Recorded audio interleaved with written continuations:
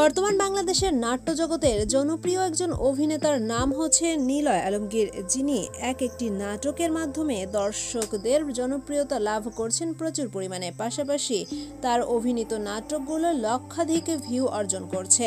তার অভিনীত সেরা 5টি নাটক রয়েছে, যেগুলো কয়েক মিলিয়ন ভিউ অর্জন করেছিল ইউটিউব জগতে। চলুন আজকে সেই 5টি নাটক সম্পর্কে জেনে নেওয়া যাক। সেগুলো জানতে হলে পুরো ভিডিওটি দেখতে থাকুন এবং ভিডিওটি ভালো লাগলে অবশ্যই একটা লাইক দিবেন। নিলয় আলমগীরের সেরা 5টি নাটকের মধ্যে 4টি নাটকেই তিনি জুটি বেঁধেছিলেন জান্নাতুল সুমাইয়া হিমির সাথে। তবে সবথেকে বেশি ভিউ হয়েছিল মহিন খান পরিচালিত শ্বশুর বাড়িতে ঈদ নাটকের। তালিকার দ্বিতীয় স্থানে রয়েছে মামার বাড়ি নাটক। 3 নম্বরে জায়গা পেয়েছে সংসার আমার ভাল লাগে না নাটকটি। চতুর্থ স্থানে উঠে এসেছে চাচা ভাতিজা জিন্দাবাদ।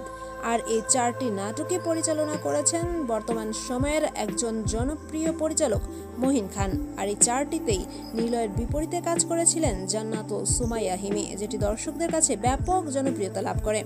আর সবশেষে রয়েছে হালিম মজুমদার পরিচালিত নাটক একটুখানি ভুল। তবে এখানে নিলয়ের বিপরীতে কাজ করেছিলেন পরিমণি। এই নাটকটিও ব্যাপক ভিউ পেয়েছিল দর্শকদের কাছ থেকে। ভিডিওটি ভালো লাগলে অবশ্যই আমাদের চ্যানেলটি সাবস্ক্রাইব করবেন।